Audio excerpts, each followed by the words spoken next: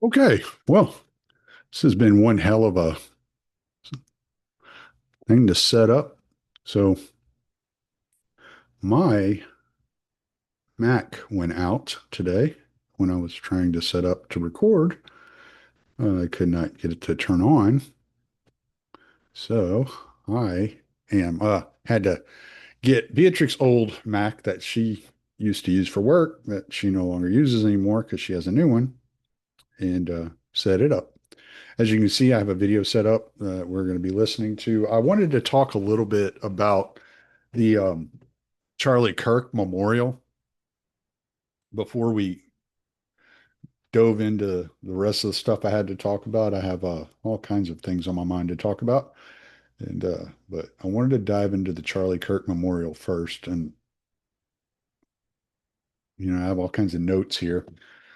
So the first thing that came to mind when I was watching it, I watched the entire thing last Sunday, um, and the first thing that came to my mind was this is 100% Protestant and it is 100% um excuse me, and it is 100% American. They had the pyrotechnics that they're getting a little bit of criticism for from people that don't understand what Turning Point USA was. That was definitely kind of like a nod to Charlie Kirk. He insisted on doing things like that at speaking events. He really enjoyed that kind of stuff, from what I understand. And so they were kind of giving him a nod there. And then there were other people that were getting criticized for their speeches. Stephen Miller was one, gave a fiery, hellfire and brimstone type speech, and Trump was another. And I wanted to start off with Trump's comments, where he's talking about how Charlie Kirk was a better man than him. And that's kind of what I got from this. I'll play the comments first. I'll tell you what people are saying afterwards, and then I'll kind of tell you how I took his comments. It looks like I'm going to have to start the short over because it getting the setup was a real pain in my butt. In that private moment on his dying day, we find everything we need to know about who Charlie Kirk truly was. He was a missionary with a noble spirit and a great, great purpose. He did not hate his opponents. He wanted the best for them. That's where I disagreed with Charlie. I hate my opponent, and I don't want the best for them. I'm sorry. I am sorry, Erica. But now Erica can talk to me and the whole group, and maybe they can convince me that that's not right, but I can't stand my opponent. Charlie's angry. Looking down, he's angry at me now. He wasn't interested in demonizing anyone. He was interested in persuading everyone to the ideas and principles he believed were good, right, and true in that private. So a lot of people are saying that, that was a petty thing to say. You shouldn't be saying things like that at a funeral or at a memorial service, whatever. We're going to get into some comments here pretty soon of a couple of people that had things to say about the memorial service in general, but um, the way I took those comments was Trump was uh, putting Charlie over. So he was disparaging himself, saying, "Hey, I'm not a good enough man to not hate my opponents. I'm not a good enough man to wish the best for my opponents. I'm not as good of a man as Charlie Kirk was." And that was kind of what I got from it. Sounded like the crowd kind of took it the same way I took it. Him being a little, disparaging to himself, telling a joke at his expense, making Charlie look like the bigger man. That's the way I took it. I thought that's the way it should have been taken. I mean, he's paying respects to Charlie Kirk, but not everybody's going to take it that way. Not everybody has gives grace to Donald Trump, especially. One thing I've been trying to maintain during this entire situation since the assassination of Charlie Kirk is that all these people that are mourning in public, whether it be Megyn Kelly or Candace Owens or Jack Posobiec or Benny Johnson, Donald Trump, JD Vance, any of them, that they should be given some grace. I've lost a very, very, very close friend in my life. And I didn't have to do it in the public eye. I didn't have the responsibilities of being in the public eye 5 days a week. And actually, the very opposite was the case. I was an over the road truck driver. I hadn't yet started my podcast. And so I was completely alone to deal with the struggles of losing somebody that was that close to me. And it's very hard. It takes you a lot of time to come to terms with the fact that that person is no longer there. And so I give grace to the people that are mourning in public. And I think it would be best if everybody did that. But unfortunately, not everybody is capable of doing that. Seeing that guy makes me think of Matthew Erickson. Not because he looks like Matt, but because of something Matt said when he popped up on screen. He's like, "Oh, what a face!" But anyway, so now I have a couple of clips here, a couple little shorts from JD Vance speaking, and I thought JD Vance did a really good job paying respects to Charlie Kirk. They were, from what I understand, they were very, very close, and he took it really, really hard when Charlie died. And and it's like I said, it's you can't expect perfection from these guys when they're mourning in public. Um, they're going to make mistakes, and they're going to let their anger get the best of them at times. Unfortunately, that's just the way it goes. And when it's understandable to a point. I mean, they're having human emotions, and they're dealing with these very, very raw human emotions in the public eye. So I grant a little grace. Charlie suffered a terrible fate, my friends. We all know it. We all saw it. But think, it is not the worst fate. It is better to face a gunman than to live your life afraid to speak the truth.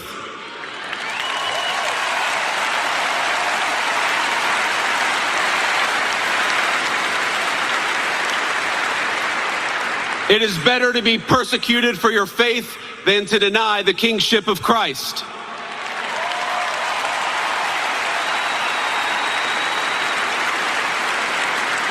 It is better to die a young man in this world than to sell your soul for an easy life with no purpose, no risk, no love, and no truth.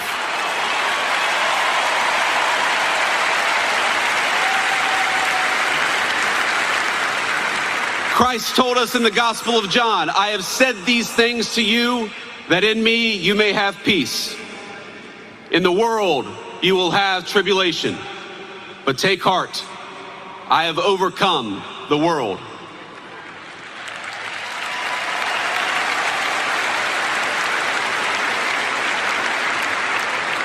Charlie took heart, and now we must do the same. I've seen so many of you say, so many on social media, talk about for Charlie. We must do this for Charlie. For Charlie, we will speak the truth every single day. Charlie suffered a... And one of the things that people have been pointing out, Erica pointed it out in her speech, and she was like, whenever this happened, you didn't see riots or arson, you didn't see revolution, you saw revival. there was a lot of stories about people turning, back to Christianity, back to their foundation, going back to church for the first time in years, opening a Bible for the first time in years, praying for the first time in years. And, that's the way we should deal with loss like this and with tragedy like this. And, Charlie was the biggest of the violent um the victims of violence. He was kind of the most well known, and really rallied support around him. And he's getting a lot of criticism from like AOC and Destiny. And one of the things that you realize is it's very possible, once we dig into this Tyler Robinson kid's ideology and figure all everything out about him, it's very, very possible by listening, just from listening to the rhetoric of Ilhan Omar and Destiny and AOC, it's very possible this kid is just a mainline Democrat. He's just he's just a mainstream Democrat, and they've moved so far in the direction of radicalization that um that it wouldn't shock me if he just had basic Democrat ideals and just was gay for trannies. That's there's all kinds of stories about the possibility of him being deep into furry porn culture and whatever that means. I'm not willing to go check it out. That's not something I want to see. But anyway, here's another clip from JD's speech at Charlie's memorial. I can't help but think that they tried to silence my friend Charlie Kirk. They tried to silence our dear friend Charlie Kirk. And tonight, we speak with Charlie and for Charlie louder than ever.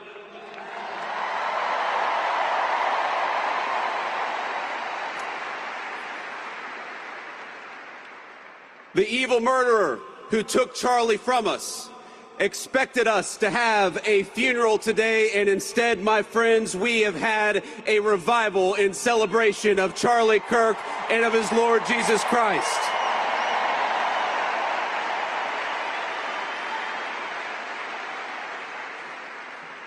We gather here in this stadium in the hot Arizona sun, shielded in a great shining city our fathers raised out of the desert.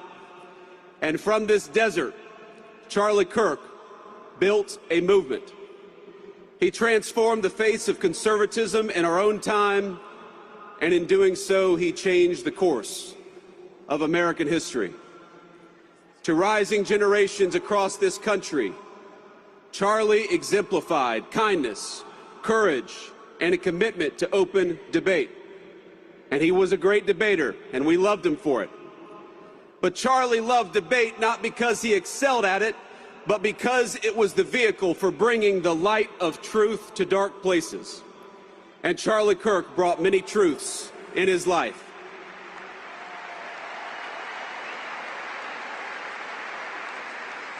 Charlie brought the truth that young people deserved a stake in the future and that they deserved to have a voice. He brought the truth that marriage and family were the highest callings, far more important than any job or educational credential. He brought the truth that our nation would fade unless it brought order to its neighborhoods and prosperity to its people. He brought the truth that life was precious, and we must fight to protect it at all stages and at all times.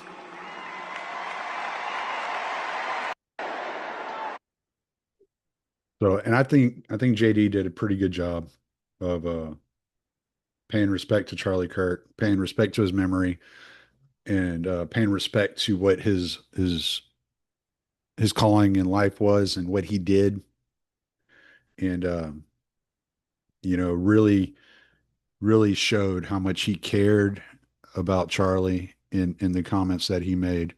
So I thought JD did a really good job. I haven't heard anybody criticizing him. There was one part I couldn't find a clip of it, but there is one part where he talks about how he didn't spend he's talked more about Jesus the last 2 weeks than he had publicly than he has ever in his life, and that if you learn one thing from Charlie, it was that when you see evil, you confront it and you call it out for what it is.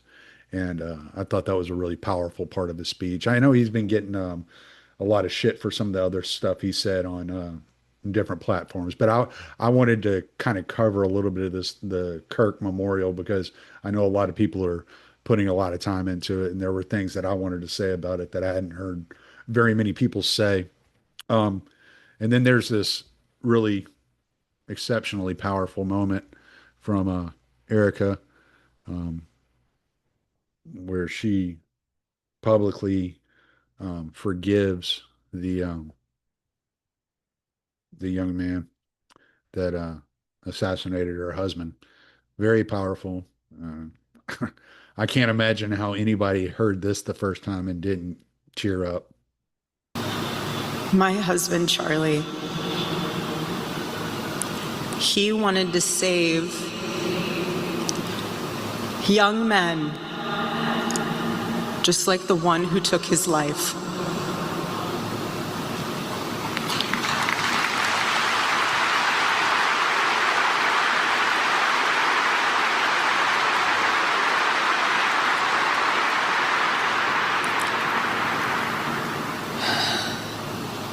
That young man. That young man. On the cross, our Savior said,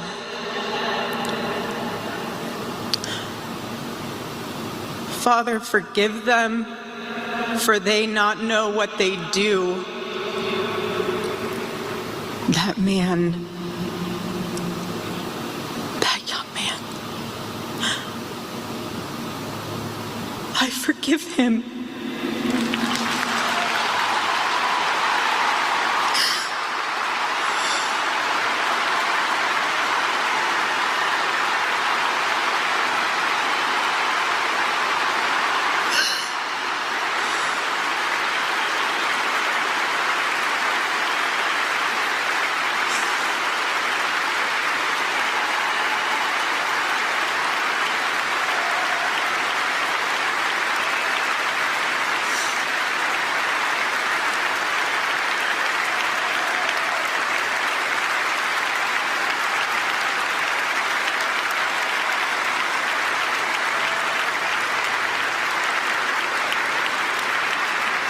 I forgive him because it was what Christ did and is what Charlie would do. The answer to hate is not hate. The answer we know from the gospel is love, and always love. Love for our enemies and love for those who persecute us.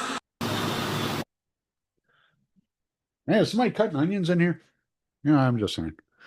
And one of the things I found interesting, Megyn Kelly has had a chance to sit down with Erica. It looks like we're going to have to deal with part of an ad here in a second. Okay. Well, hopefully we can get through that pretty quick. But Megyn Kelly had said she's had some opportunities to spend some time with Erica um, over the last couple of weeks, and she said it's really interesting that the entire time they're talking, she's able to keep a conversation. She's able to have a conversation. Her voice isn't breaking. She's not sobbing or anything like that, but there's a constant flow of tears coming from her eyes as she's going through her day and dealing with people. And man, that's just crazy. That's just a crazy thing that she has the strength to keep going and not just stop and break down. So, Father Josiah Trenum, y'all may have seen him on Tucker. What was it? Was it last? I think it was last week that Tucker did the well, not a round table, but he had a couple of people on to talk about Charlie Kirk, and Father Josiah was on there, Um, and he's a very popular Orthodox priest in the California area. Can't remember exactly where. I think it's near LA. I want to say. I'm I don't I don't know. I think it's near LA. Um, it doesn't say here in the example, but he talks about Erica forgiving the alleged shooter of Charlie Kirk. Got to say that for legal purposes, alleged, even though it looks like a pretty cut and dry case. He allegedly shot Charlie Kirk. So here's Father Josiah talking about that. We'll get through this ad as soon as we can. Hopefully, it won't take very long. For your words, create. Hey everyone, God bless you. Thanks so much for tuning in. I've prepared a reflection for you entitled Erica's Forgiveness. I was deeply moved watching the funeral of Charlie Kirk that was taking place in Glendale, Arizona yesterday on the 21st of September. I was watching his funeral really with a sense of the value and the beauty of the cross of Jesus, because we Orthodox have been celebrating the exaltation of the cross for 8 days. On the 14th of September every year, we Orthodox bring the cross out, process with it, and place it in the middle of our churches on a feast called the Exaltation of the Cross. And then for 8 days it remains there, and it's prostrated before, it's lovingly kissed and venerated every morning and every evening at services for a full 8 days. This has been extremely potent this year as our country has been really gripped by the sorrowful murder of Charlie Kirk, which took place on the 10th of September. So just 4 days later, we brought the cross out. And then for these last 8 days, culminating yesterday in the leave-taking of the feast, which happened to be the funeral of Charlie, we have been under the shadow of the cross, very much thinking about the cross, kissing it and renewing our devotion to honoring Jesus' cross, to remembering who we are, that we Christian believers are those who are forgiven by the grace of Christ, through his cross saved. Well, This is the quickest way to clear out stuck poop. The number one food for regular. And we're bearers of the cross, people who hold the cross up. The cross dictates, it forms and fashions our disposition to life and to death. Our sublime practices in the church, bowing before the cross, kissing the cross, embracing the cross, with the goal of assimilating our lives to the cross, to imitate Jesus in our own little way, in our own lives. Very sublime. The reading from the epistle yesterday for the Sunday, appointed for the Sunday after the Feast of the Exaltation of the Cross, comes from St. Paul's epistle to the Galatians chapter 2, where he says, I have been crucified with Christ, and it is no longer I who live, but Christ who lives in me. And the life that I live by faith in the Son of God who loved me and gave himself up for me. What a magnificent testimony to how the cross has changed our life and how we can become assimilated to the cross itself and live a cross life, so to speak. St. Paul says that he no longer lives. He didn't mean that he was not in existence. He meant he no longer lives as he used to live. He says, I am crucified with Christ, and I no longer live, but the life that I live by faith in the Son of God who loved me and gave himself up for me. For Christians, everything changes after baptism, where we're literally united, as St. Paul says in Romans 6, where we're literally united to Jesus' death and to his resurrection. We live life under the cross, before the cross. With that as the context in which I watched the funeral yesterday, I was deeply moved by an expression of this when Charlie's widow, Erica Kirk, came to the podium and with tears publicly forgave Tyler Robinson, her husband's murderer. That young man,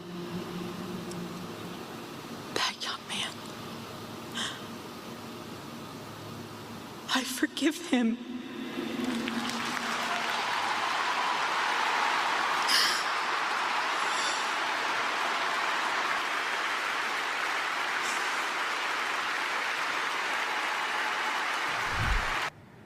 What a magnificent moment. What a truly Christian moment. When I was watching it, I just wept for the sheer beauty of it.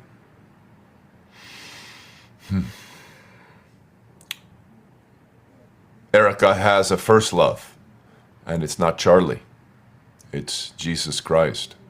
And Charlie was, what shall we say, her second love, or her first earthly love, but not her first heavenly love. It made me think of the woman caught in adultery who was brought to Christ, and how Christ forgave her and helped her face her sins and be done with them. Absolutely magnificent. Erica's attitude towards her husband's murder also made me think of one of our recent saints who is such an example of this, and I hope Erica will learn about her and take great consolation and guidance and inspiration from Saint Elizabeth, the New Martyr, who was murdered by the communists in Russia in 1918.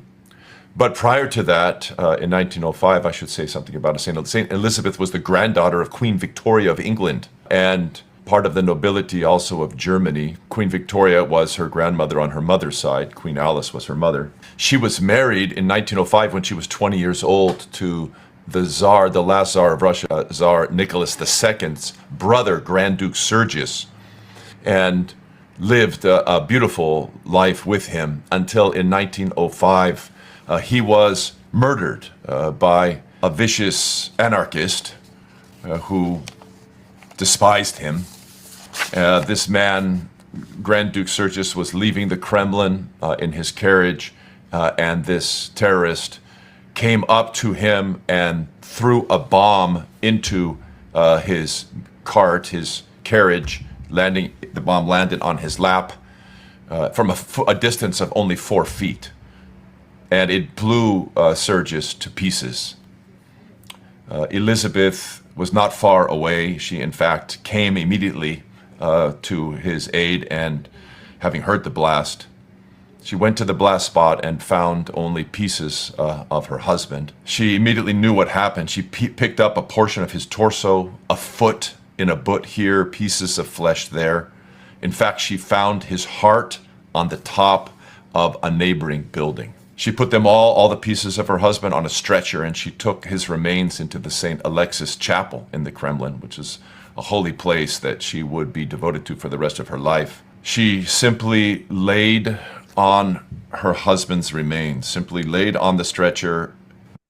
Watch how butter affects love handles. The reason butter is called butter is because very much like Erica laid on the coffin of Charlie. That place in St. Alexis Chapel would be a place of holy devotion for St. Elizabeth for the rest of her days. 2 days later, Elizabeth, she went by Ella. Ella insisted on going to visit her husband's murderer in jail. And that's exactly what she did. She brought him a Bible and a small icon of Christ, our Savior. She assured him, Kalyev was his name, she assured the murderer Kalyev of her forgiveness. And then she asked him most sincerely to repent before he died so that he might be saved, so that the Lord Jesus might forgive him. He was hanged 2 days later. Side note, that's basic and important justice. It's what Christian nations do if you want to protect people and show the value of life. Ella erected a massive cross on the spot of her husband's death. I hope something similar can be erected at Utah Valley University. That holy place marking Grand Duke Sergius's death was torn down by Vladimir Lenin himself with his own hands, that disgusting monster. Stalin later had the monastery itself and the tomb blown up, but in 1990, the vault containing Serge's remains was discovered and taken to the Cathedral of the Archangel. St. Elizabeth, on the eve of her tonsure into monasticism, wrote a letter to Tsar Nicholas II in which she shared some of Serge's last words. And listen to this. It's so, I think, illustrative and important for us today here in America, suffering what we have. This is what Ella said to the Tsar about her husband's death, about Serge's death. She said, "Serge died with joy for you and for his country." How many people said that at Charlie's funeral yesterday? Serge died with joy for you and his country. It was 2 days before that he said how willing he would give his own blood if thereby he could be of help. I hope God may give him strength, and that never one can say I was unworthy of having been in olden times guided by such a true and noble husband and such a true Christian. If you'd like to listen more to the life of St. Elizabeth, the new martyr, you can go to the Patristic Nectar app and go to the Synaxarion to July 5th, where her life is recorded, and you can hear more about it. What magnificent forgiveness Christians have to offer. And may God bless Erica Kirk and the whole Kirk family. God be with you. Hi, friends. Lila. Okay. I don't know who this lady is here. But I enjoyed that message when I heard it earlier. And before we get to some scumbaggery of people tearing down the memorial service of Charlie, I figured that would be a good message to hear. Obviously, we have to hear from this guy because he always has something to say, and it's usually pretty insane. If you didn't watch the memorial service of Charlie Kirk, I want to say it started at around, I want to say 10 o'clock Central Time. 10 Central, 11 Eastern, and then I think it was 9 o'clock in the morning there in Arizona. Was that Mountain Time or whatever it is? And it started off with some musicians. They were your basic Protestant, like, praise musicians, nothing spectacular. I think there were 4 or 5 of them that played. One band played like 5 songs, and then there was like a lull for like 30 minutes or so, and then they did like four bands in a row or something like that, and then the speakers started getting up there, and they played the Amazing Grace. They had a Scottish band playing bagpipes and playing Amazing Grace. It was gorgeous. It was beautiful. I might try to see if I can find that real quick here in a second, and let y'all listen to that because it was really beautiful. I enjoyed that. But then they had the speakers come up, and it started off with I want to say it was like Mikey McCoy, who was Charlie's his personal assistant. And then you had Andrew, how do you say his name? Is it Klovek? Klovek, something like that, who was Charlie's executive producer. I think Blake Neff spoke, if I'm not mistaken. Then Jack Posobiec, and it just kind of went down through several speakers. There wasn't a whole lot of time between speakers. They did a good job of pacing. You could tell it was a turning point event, the way that it was produced and put together. It was really good.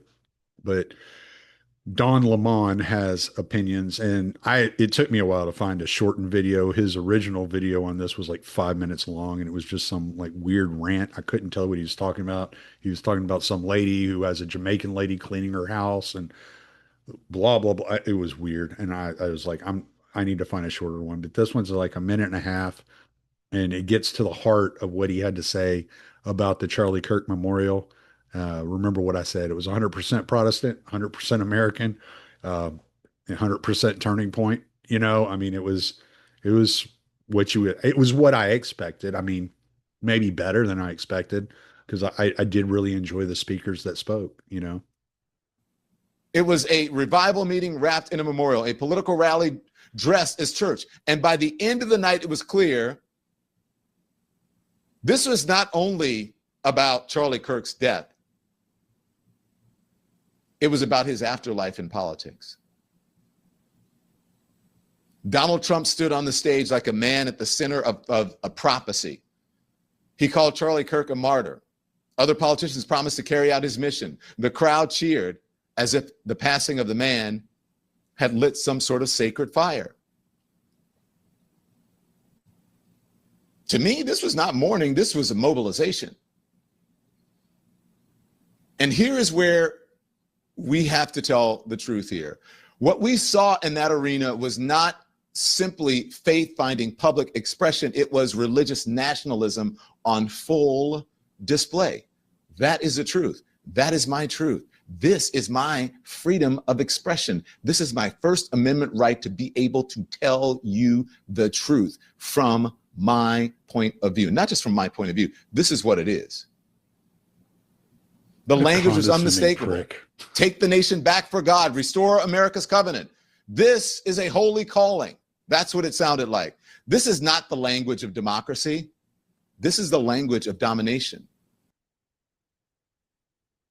Okay. So, yeah.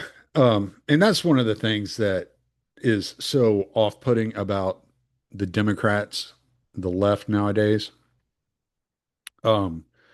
is they're so condescending. While you have the right has kind of encompassed like Tulsi Gabbard, who's more lefty, Robert F. Kennedy, who's more lefty. Yeah, we still have there's still J.D. Vance, there's Thomas Massey, there's Rand Paul. There's the right is such a huge coalition, and there's a lot of conversation and a lot of debate that's happening. And the left is so condescending, and it's such a turnoff. And they wonder why young men were attracted to Charlie Kirk and not to their message. It's because your message is condescending. Your message is it's so demeaning, the way that they speak and they act towards people, that people don't want anything to do with it. It's off-putting. Thomas Chatterton Williams, I've heard a lot. I don't know him well. I know he writes for The Atlantic. I don't really pay that much attention to him. I've heard some people say that he's rational and reasonable. I looked through his X account. I don't know how much that's true, but I'll let that be. He said, I've spent half my adult life living in one foreign country or another, and I don't think I've ever felt so estranged from the surrounding culture as I am from the aesthetics and sensibilities of this movement.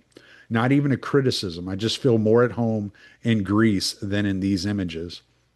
And if I'm not mistaken, Matt Walsh said then leave or something like that. Because, Matt Walsh will just kind of tell you what he thinks. And he's pretty funny about the way he delivers it. So, yeah. But yeah, so the entitled class, the parasite class, as I like to call them, those that live off of the government tit, such as Don Lemon and Thomas Chatterton Williams, the corporate press in general, mainstream institutions and universities are not going to relate to the America that this represented. But this is, for all intents and purposes, the entire setup was the type of America I grew up in, the type of America I was around whenever I was a child. These kind of people, this kind of worship, these kind of speeches and sermons and motivational you know, um, speeches. This is America as far as millions and millions and millions of Americans are concerned. And it's worth preserving the Christian heritage of America, the Christianity of America, the family values, the traditional values, the debate, all the things that shooter tried to kill are worth preserving. And you saw it come together since Charlie's passing and how people have reacted in such a positive way. And, you know, just truly shown the spirit of what America is. And I really appreciate that. It's the first time in a long time that I've been like, okay, I'm feeling a little bit of national pride. It's the first time in many, many years that's been the case. And it's a lot of it is because of the way that people reacted to this tragedy, this event. Who would I be if I didn't share Miss Hillary Clinton's thoughts? Let me see, where's that? Gotten to the more perfect union, and we fought a civil war. Started been a work in progress. We haven't gotten to the more perfect union, and we fought a civil war over part of it. And people have been protesting, for hundreds of years that, things were not as they should be given our ideals and how we should be moving toward them. So I think that's what makes us so special as a country. And the idea that you could turn the clock back and try to recreate a world that never was, dominated by, let's say it, white men of a certain persuasion, a certain religion, a certain point of view, a certain ideology, it's just doing such damage to what we should be aiming for. And we were on the path toward that. I mean, imperfectly, lots of, bumps along the way, but I agree with you, we were on the right trajectory. And I am proud of the fact that we have always been. Okay, so you couldn't mention Christianity there. That would have hurt her. That would have hurt her street cred, I guess, if she would have said, Christian men think that this is their country. And yeah, we do. That's the way we were raised. They killed Charlie Kirk. And this is one thing that was so, I heard so many people point out was not only was Charlie Kirk killed, many people are celebrating it. And we all know this. And I'm not going to rage bait y'all. I'm not here to rage bait. I'm just walking through what I've been noticing. It's the celebrations and the excusing of his murder. He shouldn't have been killed, but he did say blah, blah, blah, and he thought this, and he thought that, and he thought this. These people would excuse the murder of my grandfather. They would excuse the murder of my father. They would excuse the murder of my cousins and my uncles. These mainstream conservative, almost Reagan conservative. I mean, he was probably more of a Buchananite than a Reagan conservative, but I mean, he had a lot of Reagan conservatism to him. Like, this is mainstream conservatism they're calling fascist, and they're excusing the murder of. Let that sink in. They would kill 50% of the country and justify the murder of 50% of this country, if not 52, 53% of this country, because of the traditional values that people hold. That's been a real eye-opening experience the last couple of weeks, is how many people have just excused the fact that he was murdered because he said things they didn't like, that he held a traditional mindset, had traditional family values, was a Christian, and he was not afraid to go talk in public about it. and they wanted him to shut up. And I think a lot of them thought that when he died, that was the end of it, that they wouldn't have to hear anymore.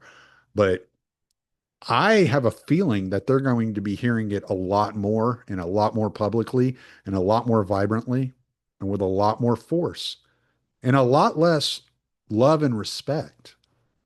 Charlie was gentle about the way he talked with people. A lot of the people I know that want to take up that mantle are not gentle about the way they want to talk about it. They will get in your face and they will fight with you and they will argue with you and they will yell at you and they will scream at you because they're passionate about their belief system. And they know that the secularistic, atheistic side of the ledger, the Islamists, the Hindus, the atheists, the agnostics, they want to put an end to Christianity. And this is what Trump is talking about here in this clip. This was during his speech at the UN, which if you haven't watched it, it's 55 minutes long. I think it was supposed to be 15 minutes. They broke the teleprompter. So he went on a tirade and just roasted the UN for 55 minutes. Pretty remarkable stuff. I would suggest go listen to it. But there's this part that I wanted to play. I hope that all countries who find inspiration in our example will join us in renewing our commitment, values, and those values, really, that we hold so dear together. Let us defend free speech and free expression. Let us protect religious liberty, including for the most persecuted religion on the planet today. It's called Christianity. I hope. Okay. Now, a lot of people are going to take issue with him saying Christianity is the most persecuted religion on the planet. But it absolutely is. I'll show you a chart here in a minute. But first,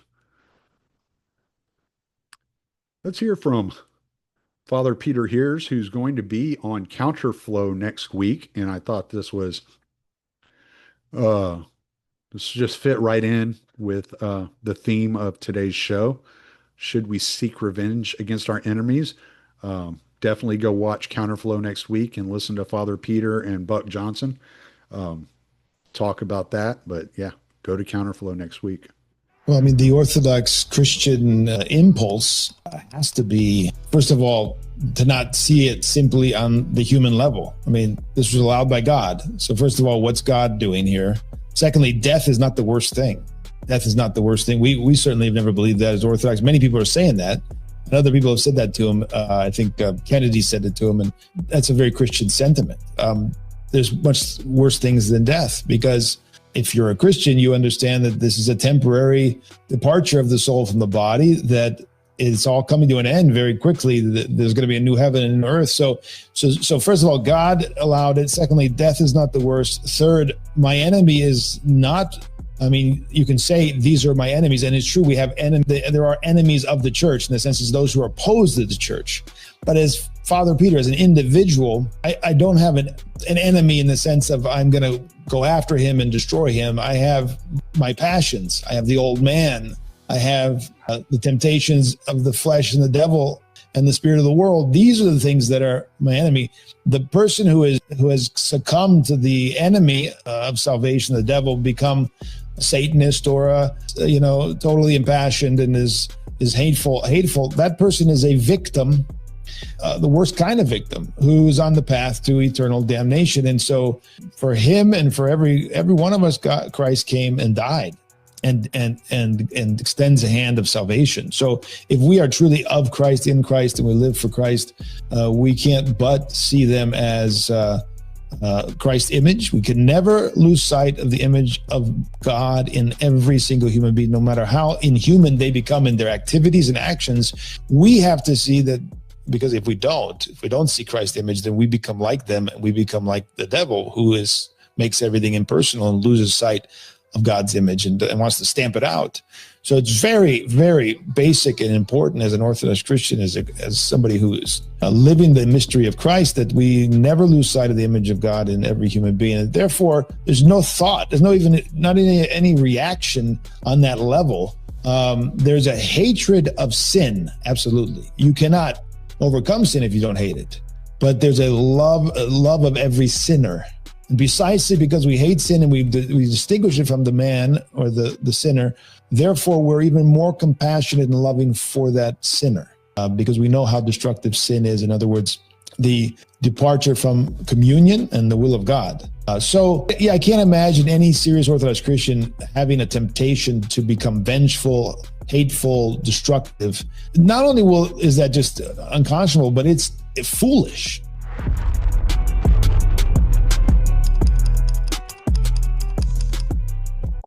All right. There you go, Buck. There's your free ad.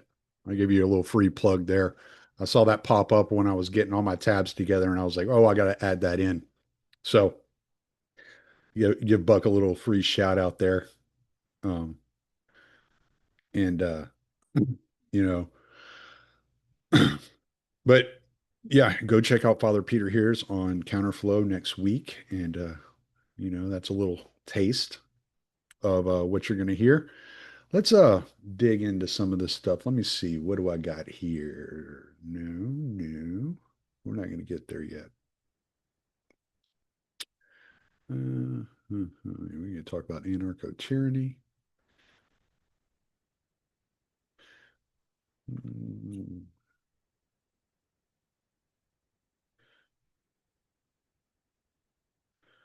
DOJ. Must be over here. Dang it. Okay, yeah. There we go.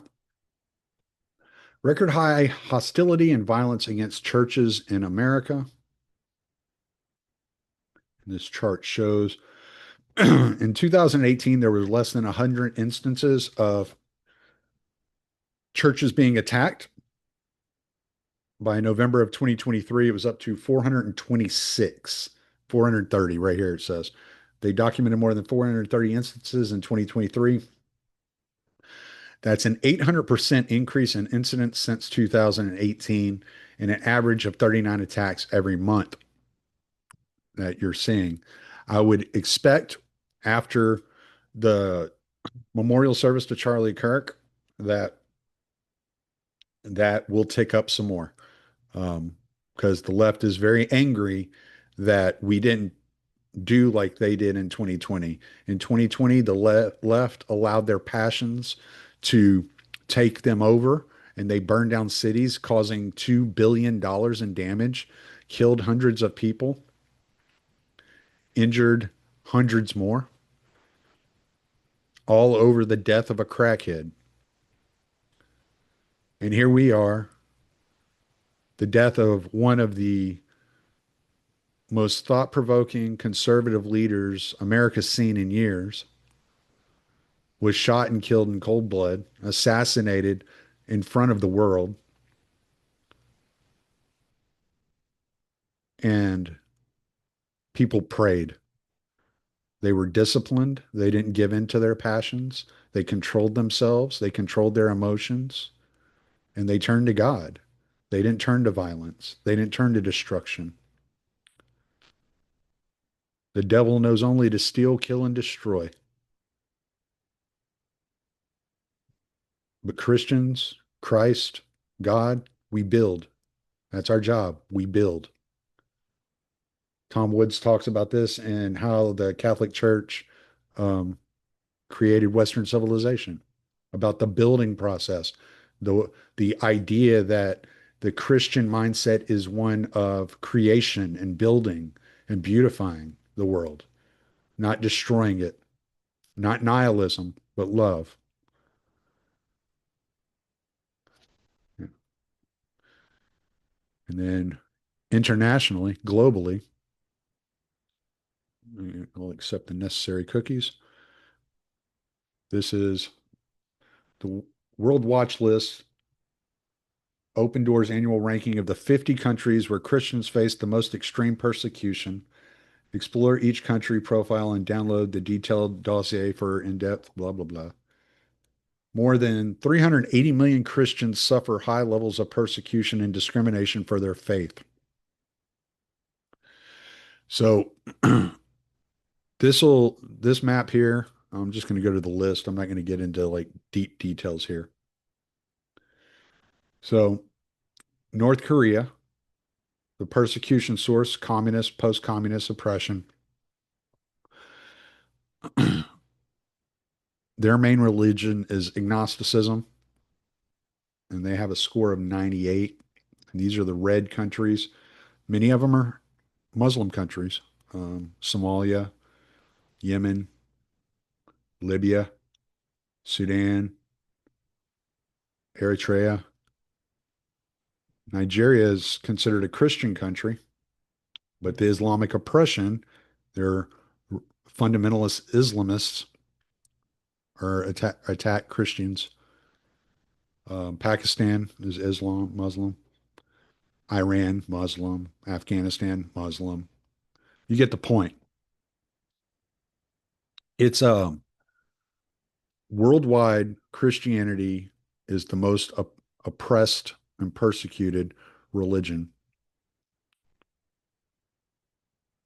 And then we can go to this report here.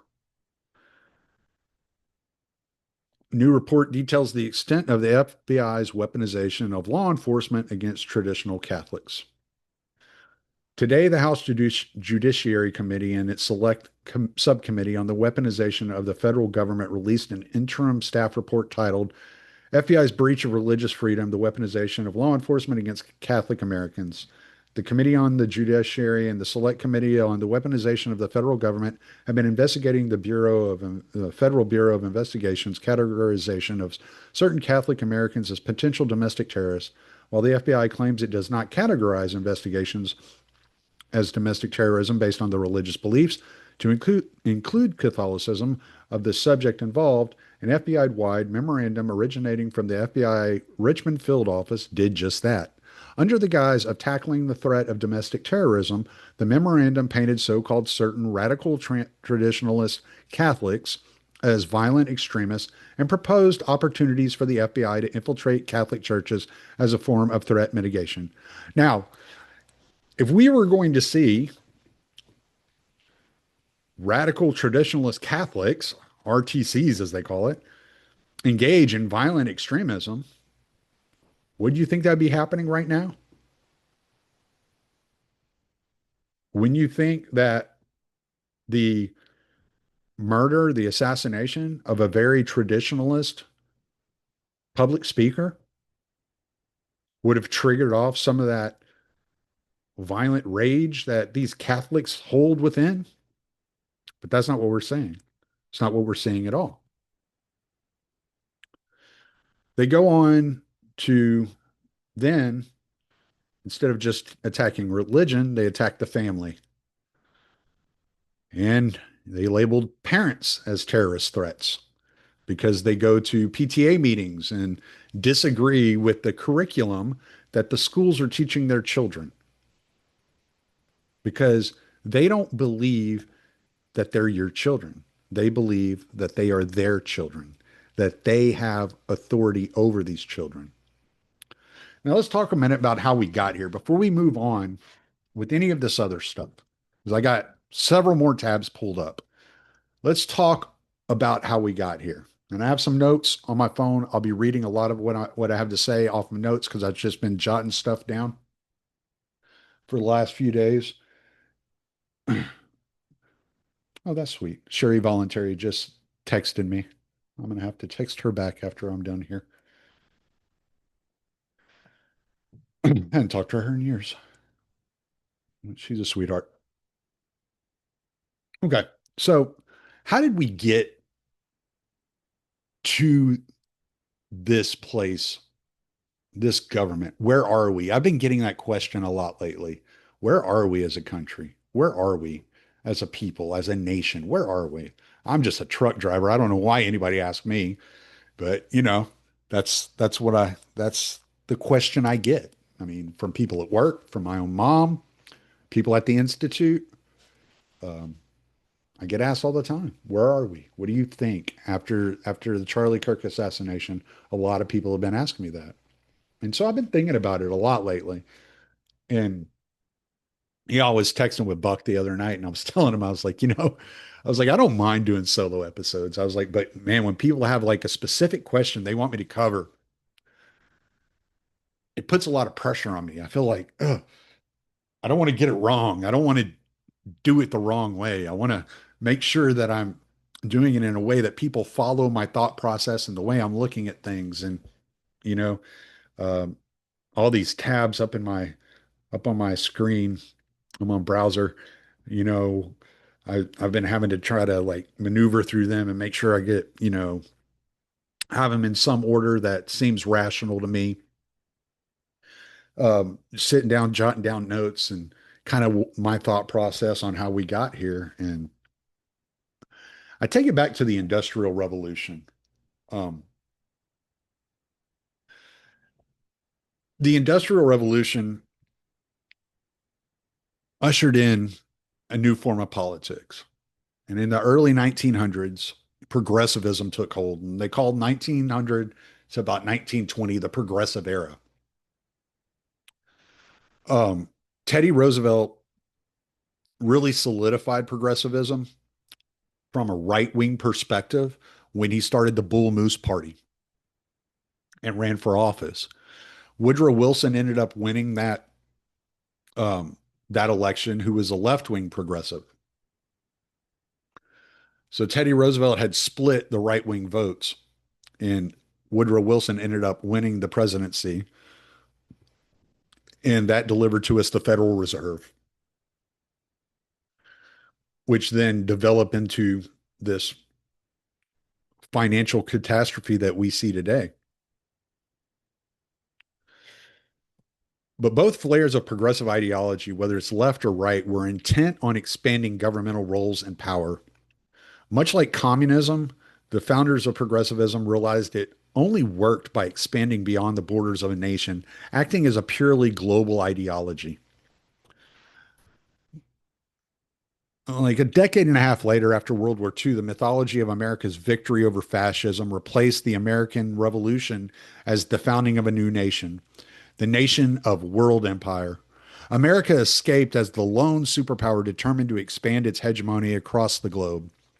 By allowing nations to tariff our goods while our nation raises its money by taxing citizens, work to build Europe in our image as dukes and duchesses to our world monarchy. A little over a decade after that, the American people were introduced to our new founding documents, the Civil Rights Act. A bureaucratic system had been slowly growing, perpetuating itself, creating problems to solve, engaging in soft power and militarism around the world.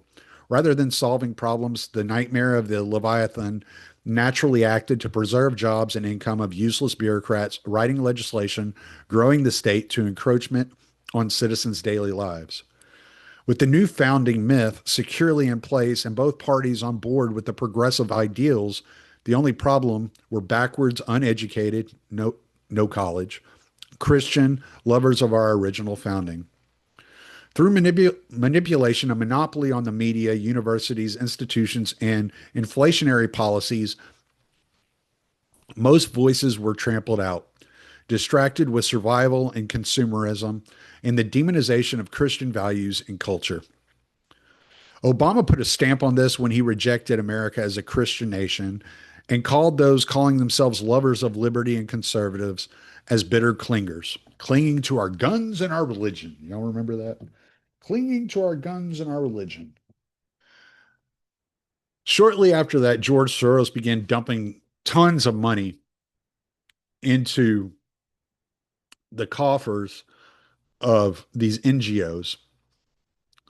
These NGOs then began to pour that money into progressive attorneys that then became attorney general or district attorneys of certain regions. Anarcho-tyranny shortly followed. And that's where we find ourselves today. Those of us who enjoy liberty, who believe in conserving traditional values, family values, Christian values, are staring down the barrel of anarcho tyranny.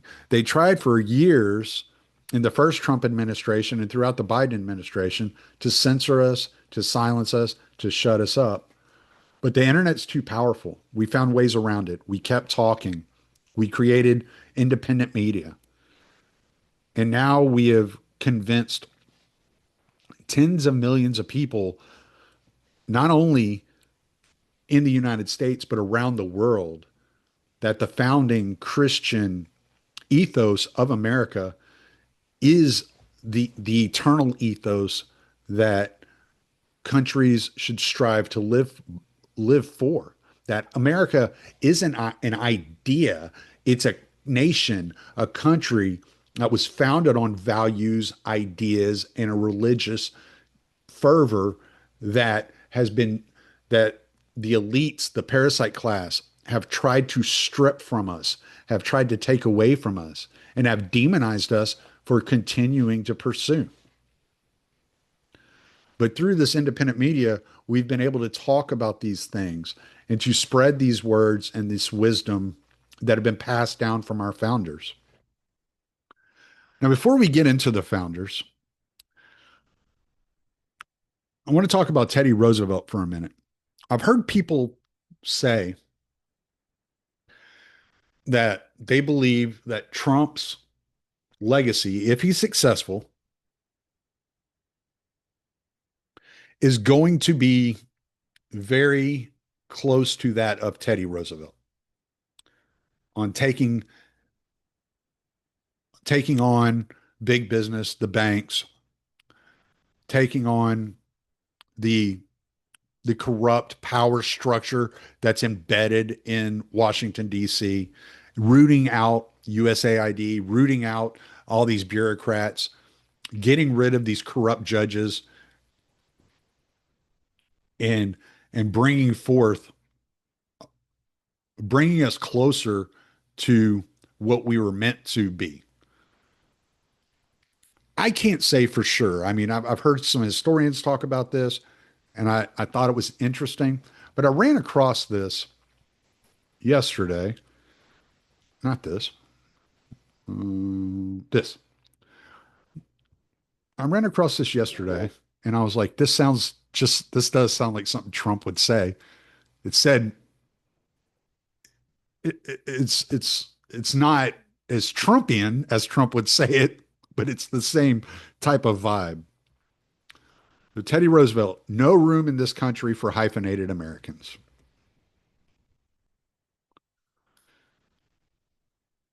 There is no room in this country for hyphenated Americanism. When I refer to hyphenated Americans, I do not refer to naturalized Americans. Some of the very best Americans I have ever known were naturalized Americans, Americans born abroad. But a hyphenated American is not an American at all. This is just as true of the man who puts native before the hyphen as of the man who puts German or Irish or English or French or Muslim or Somalian or Mexican or gay or whatever before the hyphen. Americanism is a matter of the spirit and of the soul. Our allegiance must be purely to the United States. We must unsparingly condemn any man who holds any other allegiance. But if he is heartily and singly loyal to this republic, then no matter where he was born, he is just as good an American as anyone else. The one absolutely certain way of bringing this nation to ruin, of preventing all possibility of its continuing to be a nation at all, would be to permit it to become a tangle of squabbling nationalities, an intricate knot of German Americans, Irish Americans, English Americans, French Americans, Scandinavian Americans, or Italian Americans, each preserving its separate nationality, each at heart feeling more sympathy with Europeans of that nationality than with the other citizens of the American Republic. The men who do not become Americans and nothing else are hyphenated Americans, and there ought to be no room for them in this country. The man who calls himself an American citizen and who yet shows by his actions that he is primarily the citizen of a foreign land plays a thoroughly mischievous part in the life of our body politic. He has no place here, and the sooner he returns to the land to which he feels his real heart allegiance, the better it will be for every good American. This was an address to the Knights of Columbus, October 12th, 1915. This reminded me not only of Trump in the way that Trump feels about America. He has a very, very Teddy Roosevelt style feeling about America. No matter what we think about Teddy Roosevelt's politics of the Bull Moose Party, wanting to expand his power, introducing progressivism in that way, he was purely American through and through. He's known as being a real tough guy. But it reminded me of a conversation I heard Tucker Carlson have the other day when he was talking about multiculturalism and how no nation is multicultural. If you have a multicultural nation, then you have a nation at war with itself, because one culture is going to have to dominate over the other culture. And that's what we're seeing in America these days. We're seeing this multiculturalism fight against traditional values, traditionalism. And there is no better place to go with that than Ilhan Omar. When Ilhan Omar, when is this? No, I don't know. Close this. Ilhan Omar says she's here to protect the interest of Somalia. While speaking Somali to representatives in her constituency, Omar gave a speech to a group of Somali American, hyphenated American constituents reacting to a supposed move by Ethiopian Prime Minister Abiy Ahmed to assist a region province in Somalia in becoming a sovereign state. So you have this area in Somalia that's in between Somalia and Ethiopia that has called itself a sovereign state. It hasn't been recognized by any other country, but it's Somaliland, and they are self-governing. They, the citizens there have voted to leave Somalia because of the corruption and violence of Somalia. They don't want any part of Ethiopia because of the corruption and violence of Ethiopia. So they democratically chose to be their own nation, to be their own sovereign country. And this person, Omar, who's so worried about democracy and threats to democracy, doesn't respect the democratic ideals of the citizens of Somaliland. Instead, she says her job is to preserve Somaliland as part of Somalia. Well, no, that's not your job at all, Congresswoman. Your job is to represent the citizens of your district. That's what your job is in Congress. You should have nothing to do with Somalia. You don't live in Somalia. If you want to be worried about Somalian politics, then move to Somalia. But this globalist network of progressives believes that we have to have our fingers involved in everything and construct everything to our likeness in order to create this multicultural world that acts as one nation. It's a complete utopian dream. We'll never get there. And their followers are shooting ICE facilities, police officers, ICE officers, Charlie Kirk, ABC affiliates, burning down cities, shooting Trump supporters, shooting up churches. That was creepy. Something fell. Okay. And we're just supposed to tolerate it. Then you have AOC slamming right-wing influencer on House floor. I'm surprised she didn't call him a fascist, which is what the word they like to throw around, because anything that's right of Bernie Sanders is fascism, apparently. Then we have the anarcho-tyranny that I talked about. 19-year-old free on bond accused of raping 67-year-old woman just weeks after being found mentally competent. So this 19-year-old kid had been arrested for assault. The judge decided, well, we can't tell if this kid's competent or not, so we need to send him in for an evaluation. So we're going to set him out on his own recognizance. Okay. Mentally incompetent person on his own recognizance to go and get tested to see if he's competent to stand trial. Comes back that he was competent to stand trial. So they threw him in a halfway house. The halfway house then moved him to a mental institute because he was causing issues at the halfway house. And while at the mental institute, he raped a 67-year-old woman. We have Irina Zarutska's murderer, in which, in order to make up for past discrimination, they let a man who committed 14 felonies out so that he can get that white girl.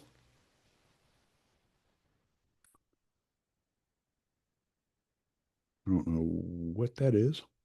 We have 58 shot over Labor Day weekend in Chicago as governor rejects Trump threat to send National Guard. 3 charged for shots fired near the Iraq during baseball game. This is a baseball field that my kids used to play at in Katy, Texas. 3 men are facing felony charges in Waller County after shots were fired near the rack in Katy during a baseball game. 1 coach was injured and released from the hospital the same day after being shot in the shoulder. So you have these 3 Islamists: Mahmoud Abdel-Salam Rababa, Ahmed Mawed, Mustafa Mohammed Matalga. 3 Islamists shooting up baseball fields in Katy. I saw another one. Let me see. Is this the rack?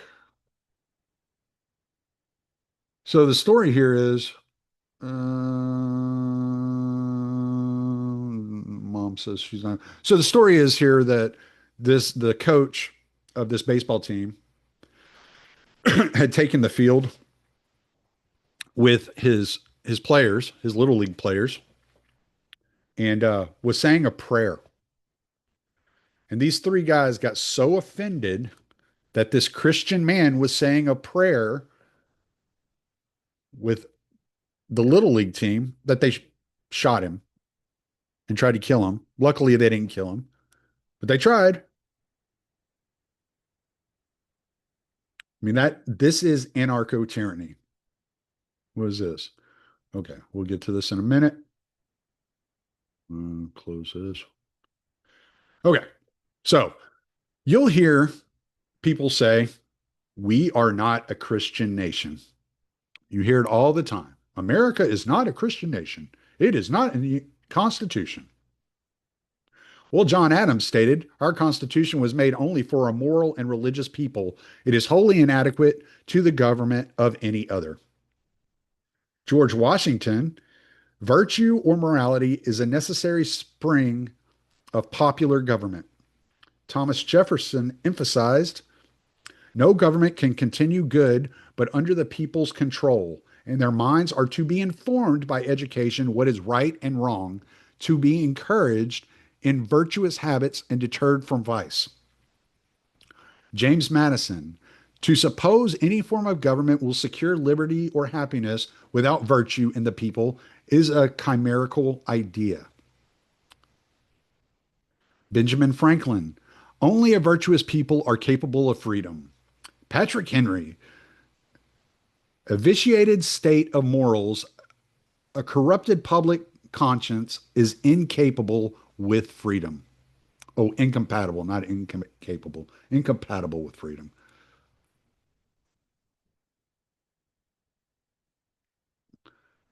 Thomas Jefferson championed an educational system that would cultivate virtue and civic responsibility. He founded the University of Virginia to produce enlightened leaders who would carry forward the public's principles. Jefferson proposed education should focus on moral instruction, enabling individuals to distinguish right from wrong and foster commitment to the public good. James Madison emphasized education served as a check against tyranny by promoting an informed citizenry capable of critical thinking. Madison's background ingrained the belief that education was indispensable for inculcating self-restraint, civic duty, and public spiritedness. Benjamin Rush contributed significantly, emphasizing integrated civic education with moral instruction, ensuring students understood their duties as future Republic citizens. Religion and morality. Religion and morality were foundational pillars in the Founding Fathers' vision for the nascent American Republic. The founders recognized that while a constitution could outline governance's framework, the citizenry's moral fabric would ultimately uphold or undermine it. They believed religious principles were intrinsic to maintaining a virtuous and self-governing populace, while liberty and public order could coexist harmoniously. John Adams was vocal about religion's indispensable role in sustaining morality. He emphasized the Constitution was designed only for a moral and religious people. It is wholly inadequate to govern any other. For Adams, the connection between religion, morality, and republicanism was clear-cut. The intrinsic values promoted by religion were essential in nurturing a communal spirit conducive to self-governance. Benjamin Franklin held similar views on religion and morality's symbiotic relationship. While he held a broad deist perspective, he did not discount religious practices' societal benefits. Franklin saw organized religion as a vital institution for instilling the moral virtues necessary for self-governance. James Madison argued religion was a pillar providing moral restraint, helping curb excesses that could otherwise lead to tyranny and discord. He saw religious liberty as a republic cornerstone, believing genuine religious practice contributed to the common good by promoting ethical behavior and reinforcing community bonds. George Washington highlighted religion's role in his farewell address, remarking, "Of all dispositions and habits which lead to political prosperity, religion and morality are indispensable supports." Washington understood that while government mechanics were crucial, they were insufficient without religion's moral underpinnings. Thomas Jefferson, despite advocacy for a strict separation of church and state, recognized religious principles' societal value. By emphasizing personal morality and responsibility's importance, Jefferson echoed the broader consensus among the founders that religion and morality were vital to the republic's endurance and citizens' well-being. Patrick Henry declared that a vitiated state of morals, a corrupted public conscience, is incompatible with freedom. For Henry, moral standards degeneration was a clear and present danger to the republic's existence. Religious practice was seen as a personal virtue and a societal necessity to uphold liberty and democratic governance ideals. The founders acknowledged religious practices fosters the virtues necessary for self-rule's complex task and the common good's pursuit. As they saw it, a society steeped in these moral and religious principles would be better equipped to sustain the republic's freedoms and responsibilities.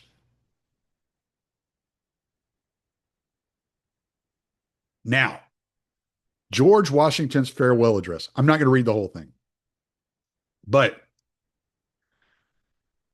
people know the part, am I gay test, right in the middle of this. Go figure.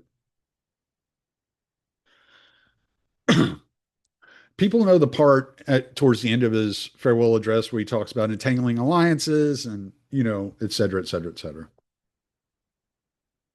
If I'm not mistaken, this farewell address used to get read like every year in Congress, until some atheists got, either the war party or the atheists got um, offended by it.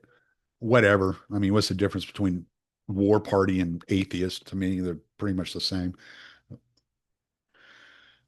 But this part really stuck out to me. Of all the dispositions and habits which lead to political prosperity, religion and morality are indispensable supports. In vain would that man claim the tribute of patriotism, who should labor to subvert these great pillars of human happiness, these firmest props of the duties of men and citizens. The mere politician, equally with the pious man, ought to respect and to cherish them. A volume could not trace all their connections with private and public felicity. Let it simply be asked, where is the security for property, for reputation, for life, if the sense of religious obligation desert the oaths which are the instruments of investigation in courts of justice? And let us with caution indulge the supposition that morality can be maintained without religion. Whatever may be conceded to the influence of refined education on minds of peculiar structure, reason, and experience, both forbid us to expect that national morality can prevail in exclusion of religious principle. It is substantially true that virtue or morality is a necessary spring of popular government. The rule indeed extends with more or less force to every species of free government. Who that is a sincere friend to it can look with indifference upon attempts to shake the foundation of the fabric.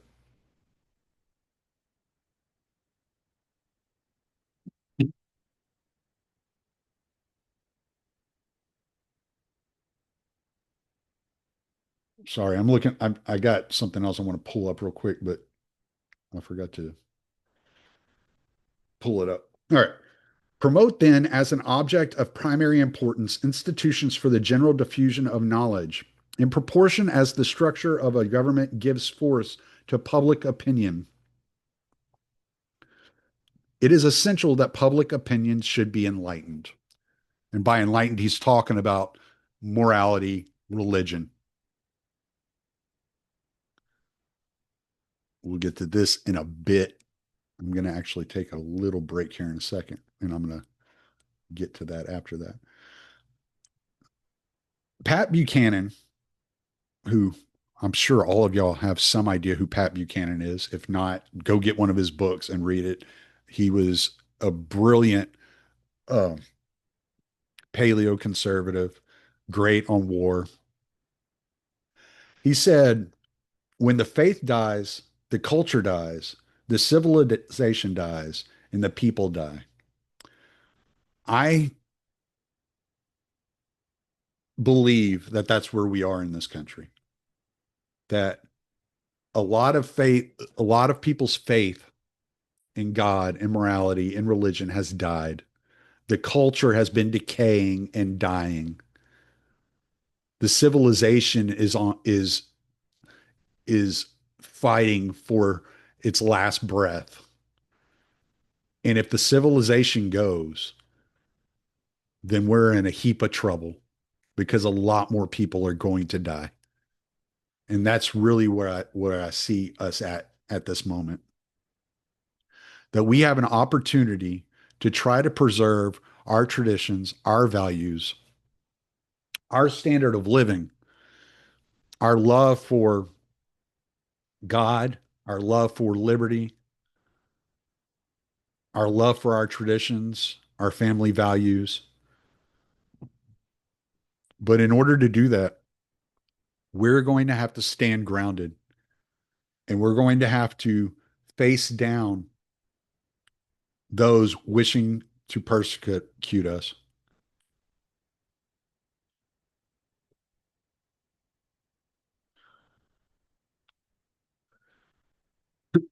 And I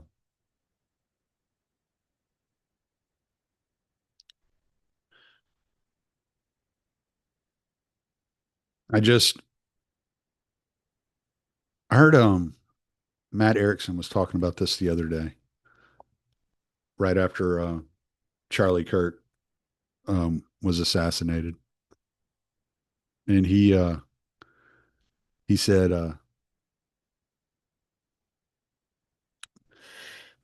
ooh, Metal Singer performs Amazing Grace. I'm sorry,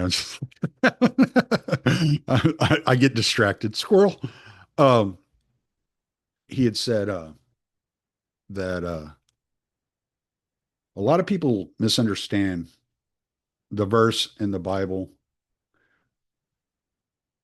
that talks about turning the other cheek. That it is not a call to pacifism. It's a call to stand your ground. And without any cultural knowledge, without the understanding of what the culture of that time, and this is where a lot of Christians get a lot of things in the Bible wrong, is a misunderstanding of what the culture of that time was.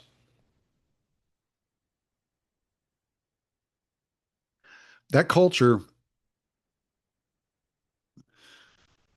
that culture was a slave culture. The Romans used to make fun of the of Christians because they called the religion a religion of slaves and women. And that's why there's a lot of talk about slavery and submission to your masters in the Bible. It wasn't advocating for slavery, it was just acknowledging the human condition at that point in time when those stories were taking place. And so, whenever it says turn the other cheek, you have to remember back then they wiped their ass with their left hand. So when a slave master would slap its slave, he would backhand the slave with his right hand. And what Christ was saying was when they slap you, when they backhand you with their right hand, turn the other cheek. Now they can either front hand slap you with the palm of their hand, which uplifts you to their standards. It uplifts you in their eyes, in the eyes of those around that see you being slapped. Now you're like basically being challenged to a duel. You're being slapped like a gentleman, right? With an open hand slap. But if they backhand you with their left hand, their shit wiping hand, so to speak, then it demeans them. It's embarrassing to them. It's an embarrassment for them to use that hand in that way. It shows them to be cowardly. It shows them to be disgusting. And then it lowers them to your standards, to the standard of a slave. And so when Christ was saying, turn the other cheek, he was saying, do exactly what was done at the Charlie Kirk Memorial. Stand your ground. Speak up loudly for what you believe. And let them bring themselves. Let them embarrass themselves. Let them show themselves for who they are. And that's what he was saying. Now I'm going to play this. I'm going to run to the restroom real quick. I have something I want to read to y'all, but my throat's a little parched, so I want to take a little bit of a break on my throat. So here's about, it says it's 4 minutes, so I'm going to start this up and just think about what I just said. Today, we're going to be putting each other on the hot seat with 2 facts and 1 future Ads. flex. I want to... Gotta love the ads, right? All right, I'll be right back.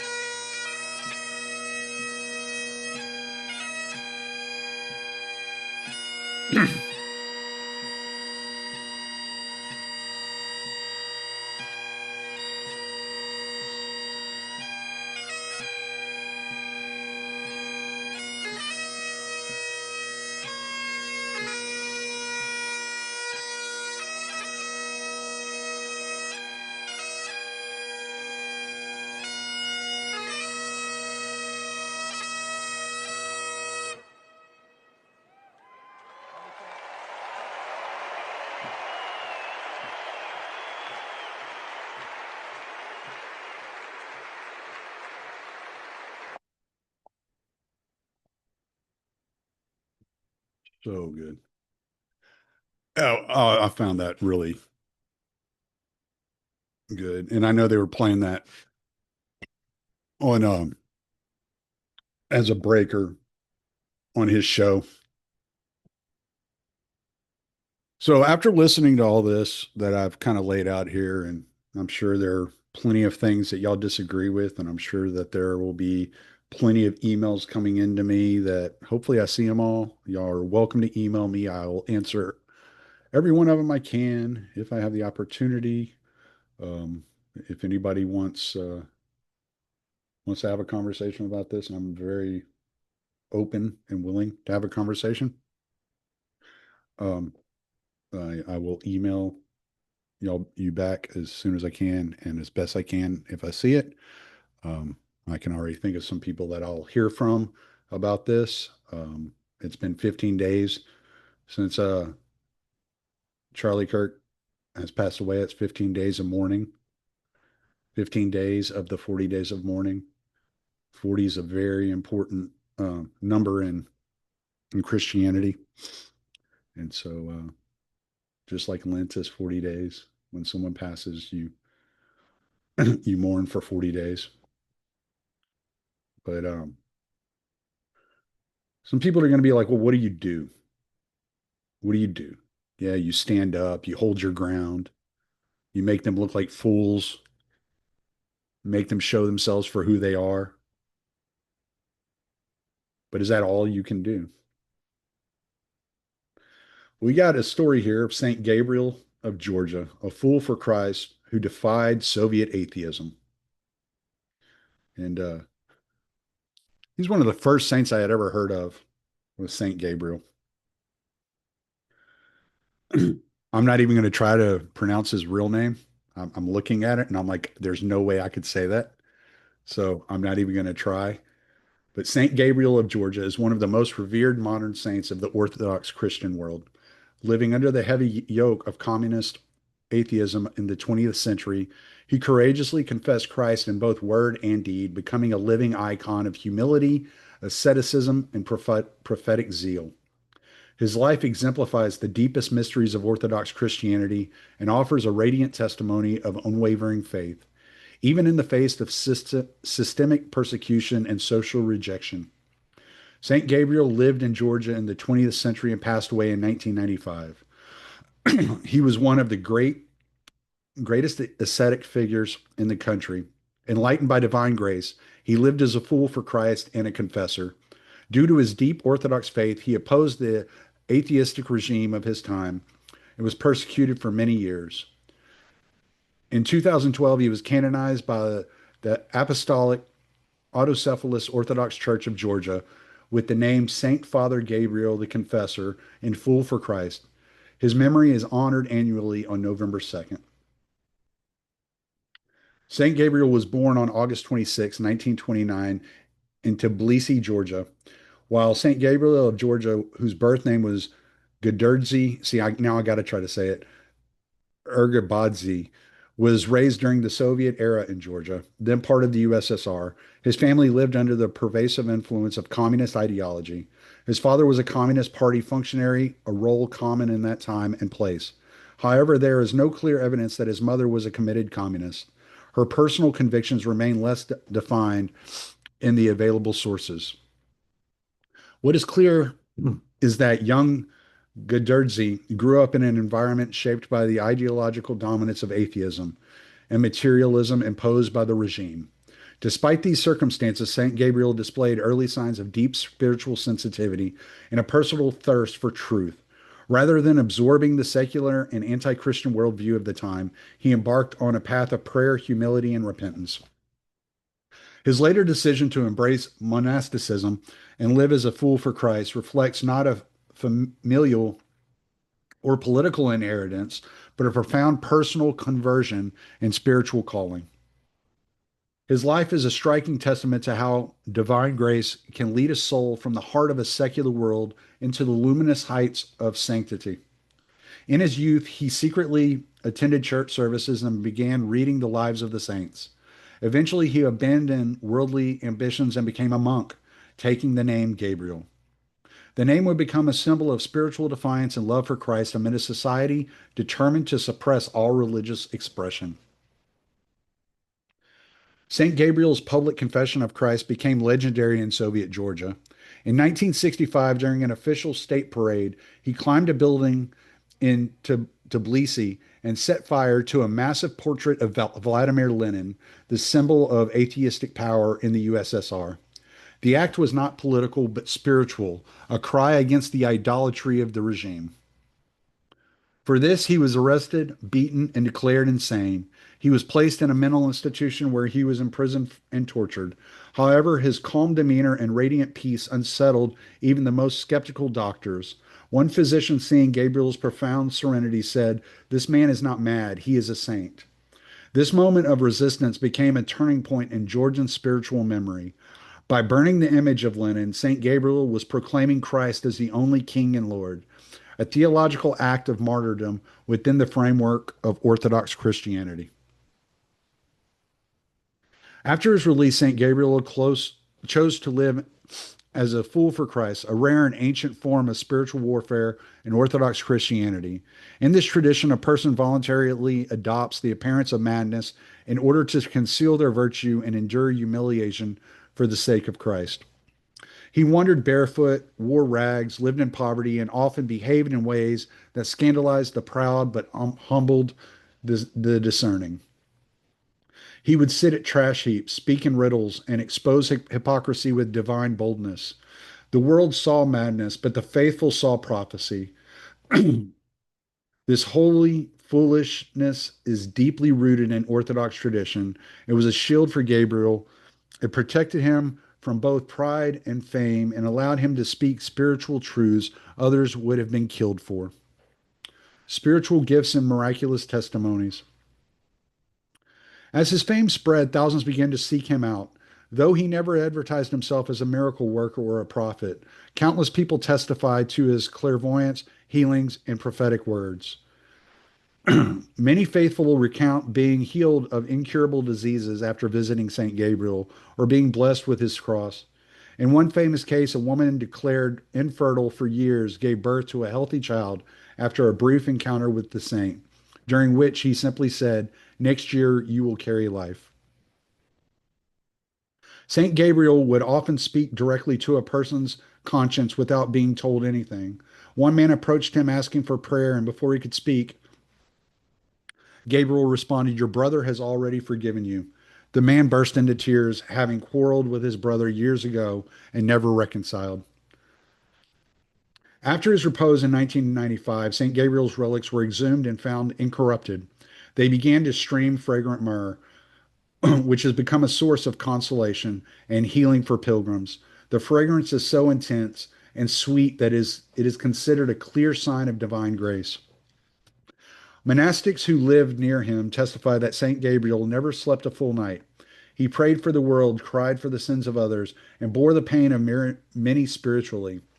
He would often be heard whispering prayers of mercy for unknown souls and enemies.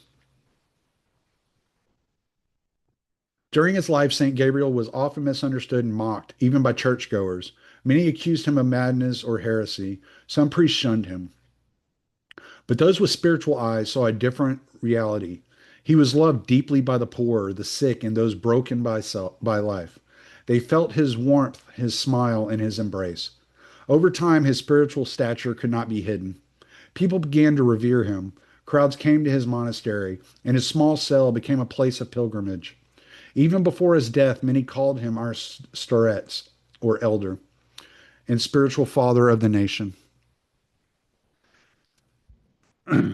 St. Gabriel spoke little, but when he did, his words struck deeply. They were the fruit of silence, prayer, and suffering. Many of his sayings are now inscribed in churches and homes throughout Georgia. Love is higher than cannons. Even the devil believes in God. True faith is revealed through love. If you lose love, you lose Christ. Pray without ceasing. Even your breath should cry, "Lord, have mercy." God listens most to the prayer of the one who is most humble. These sayings reflect the heart of Orthodox Christianity, an emphasis on humility, divine love, repentance, and union with Christ. His emphasis on love did not contradict church dogma. It fulfilled it. St. Gabriel was repeatedly monitored, harassed, and detained by Soviet authorities. His 1965 act of iconoclastic protest, burning the Lenin portrait, resulted in imprisonment, abuse, and forced psychiatric evaluations. He was labeled a lunatic not because he was insane, but because he dared to live according to a faith the state could not tolerate. Even after his release, he remained under suspicion. His monastery cell was sometimes raided, and some of his spiritual children were interrogated, but he never compromised. He once said, "Better to be called mad for Christ than wise in a world that hates him." In 2012, St. Gabriel was officially canonized by the Autocephalous Orthodox Church of Georgia as St. Gabriel the Confessor and Fool for Christ. This act confirmed that the faithful already knew that he was a vessel of the Holy Spirit, a spiritual father for modern times, and a bright star in the firmament of Orthodox Christianity.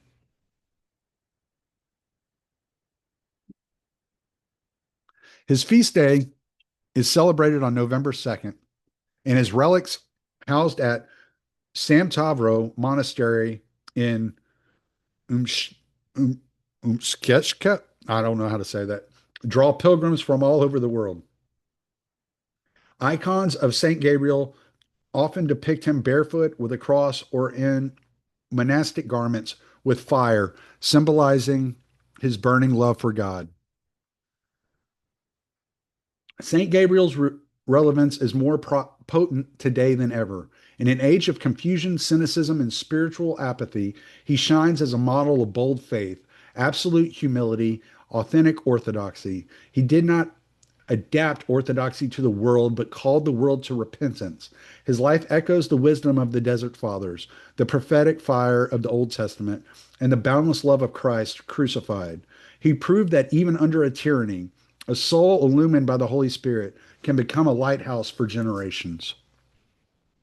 The more you humble yourself, the more God reveals himself to you. This is the mystery of the saints, St. Gabriel. St. Gabriel of Georgia is not merely a national figure, but a universal witness to the power of Orthodox Christianity, authentic faith.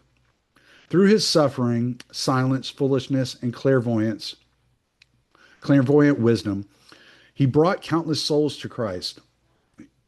His canonization is a call to all Orthodox Christians to return to the fundamentals: love, repentance, humility, and endurance. May we, like St. Gabriel, find the courage to confess Christ in our daily lives, not only through words, but through lives saturated in grace.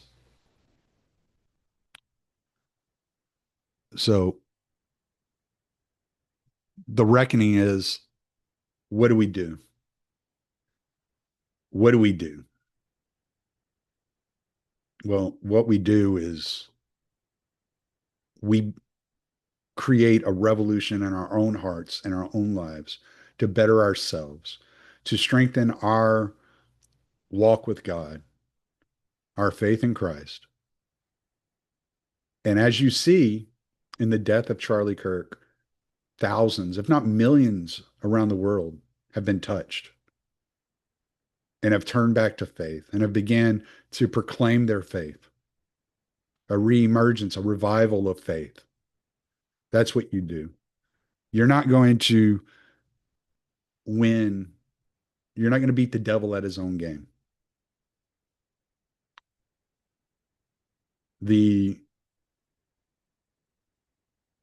He's already been defeated.